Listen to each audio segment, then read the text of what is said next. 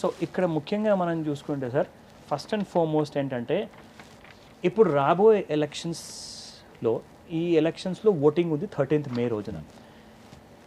Government transparency ఒకసారి ముఖ్యంగా మనము చెవెళ్ళ కాన్స్టిట్యున్సీ గురించి మాట్లాడుకుంటే ఎలాంటి కైండ్ ఆఫ్ ట్రాన్స్పరెన్సీ ప్లాన్ చేశారు మీరు అండ్ ఎలాంటి కైండ్ ఆఫ్ పబ్లిక్ ఎంగేజ్మెంట్ మీరు ప్లాన్ చేశారు ఒకసారి గెలిచిన తర్వాత? ఎందుకంటే యాక్సెసిబిలిటీకి చాలా కైండ్ ఆఫ్ ఇష్యూస్ రావచ్చు. అలాంటి టైంలో execution of all the policies అనేది ఎలా ప్లాన్ చేస్తారు మీరు?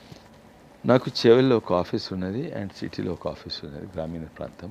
ఆఫీస్ ఆల్వేస్ ఓపెన్ అండ్ నేను always available. Anyone can come and meet me between morning 9 నుంచి 12-1 వరకు అనుకుంటా. తర్వాత నేను బయట పోతుంటాను.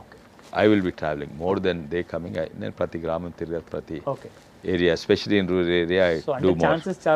అదే అవసరమే లేదు, ఇక మీరే వస్తున్నారు కాబట్టి. నేను బాగా తిరిగిన ఎన్నో గ్రామాలు.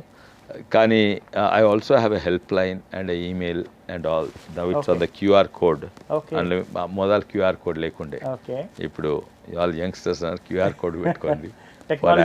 Technology enable. So I have a help line. So వాళ్ళ ఫీడ్బ్యాక్ అక్కడ ఇచ్చేయచ్చు. అవును. Okay, that's it. And it's in my manifesto. I have that QR code. Okay. And of course, పెద్ద మనుషులు QR code వాడరు, but they can always come. Always India young కాబట్టి so ఖచ్చితంగా they can catch hold of a youngster. Correct. Sir Chevella కాన్స్టిట్యున్సీలో last but not the least ఇది ఇంకొక ముఖ్యమైన విషయము. చెవెళ్ళ కాన్స్టిట్యున్సీలో దాదాపు 29 లక్షల ఓటర్స్ ఉన్నారు సార్. సో ఇందులో మనకు చూసుకుంటే ఒక 12 నుంచి 15 లక్షల మధ్యలో మనకి ఉమెన్ ఓటర్స్ ఉన్నారు. సో ఇక్కడ ముఖ్యంగా మనం చూసుకుంటే 7 assembly seats which is like huge అనమాట, చాలా పెద్ద ఏరియాతో కూడిన కాన్స్టిట్యున్సీ మీది. సో ఇక్కడ మనం ముఖ్యంగా చూసుకుంటే urban and rural area. So మీ రోల్ ఎలా ఉంటుందంటే లైక్ నాట్ జస్ట్ ఒక రూరల్ ఎంపీ కాదు, but also as a urban ఎంపీగా కూడా మీరు యాక్ట్ చేయాల్సి వస్తుంది ఇక్కడ. సో మీ డ్యూటీస్ని ఎగ్జిక్యూట్ చేయాల్సి వస్తుంది. సో అలాంటప్పుడు ఏ మిక్స్ ఆఫ్ బోత్ అంటే బాగుంటుందా, లేదంటే ఎక్కడ చోటు పని అక్కడే మనం ఎక్స్క్లూజివ్గా చేస్తే బాగుంటుందా? ఈ 29 లక్షల ఓటర్స్కి ఎలా న్యాయం చేస్తారు? It's also complementary అండి. Okay. I'll give you 2 or 3 examples. ఉదాహరణంగా urban ఓటర్స్కు urban ఏరియాలో ఎక్కువ పొల్యూషన్, ట్రాఫిక్ ఇది అది ఉంటుంది. వాళ్ళకి they also need outlet and entertainment. Outlet and entertainment సినిమాలు, పబ్లు, ఇంక ఇవాళ రేపు డ్రగ్స్ కూడా కల్చర్ అవుతుంది. ఇవన్నీ కూడా it's not a healthy and wholesome activity. So కోట్పల్లిలో బోటింగ్ పెడితే వీళ్ళకి healthy and wholesome non cinema, non pub, non drug activity ఉంటుంది అండ్ వాళ్ళకు ఉపాధి కలుపుతుంది. So this can actually helping these people and helping these people. If I solve the tomato problem, టమాటా ధరలు 2 సార్లు chicken ధర కంటే 250 రూపాయల వరకు అయ్యేది. మళ్ళీ అదే టమాటాలు 2 రూపాయలు కేజీ అవుతుంది. ఇక్కడ గ్రామీణ ప్రాంతంలో రూపాయి నుంచి 150 రూపాయలు అవుతుంది. So I can solve both the problems. One problem, solution for one problem rise here, solution for this problem rise here. So chala pedda task. So and actually it makes the task easier.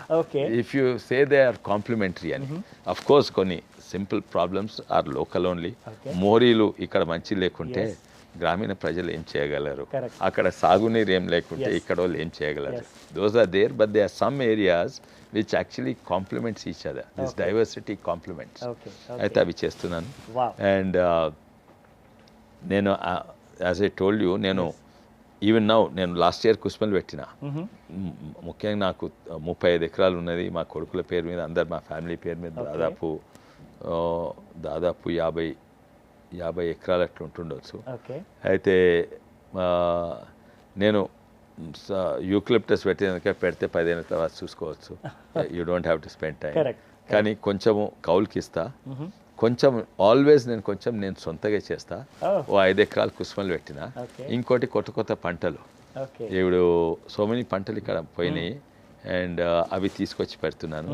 And సాధారణ సాగమట్ట అంటే అక్కడ మెక్సికోలు చేస్తారు, ఇక్కడ కూడా సాగమట్టు ఉంటుంది. అది లేకుంటే నాగజమ్ముడు అనే క్యాక్టస్ ఇటలీలో పెంచుతాడు, అది కూరగాయ తీరు వాడతారు. దానికి వీటన్నిటికీ నీళ్ళు అవసరం లేదు, పెస్టిసైడ్స్ అవసరం లేదు, ఫర్టిలైజర్ అవసరం లేదు. సో ఇటువంటి నేను ఎక్స్పెరిమెంట్ చేస్తూనే ఉంటాను. జిల్లెట్ పూలు, తెల్ల జిల్లెట్ పూలు, ఇవన్నీ కూడా ఇండోనేషియా నుంచి ఇక్కడికి వస్తాయి. ఇవన్నీ కూడా కంటిన్యూస్ ఎక్స్పెరిమెంటేషన్ కొరకు నాకు 2 acres పక్కకు ఉంటుంది. Excellent sir.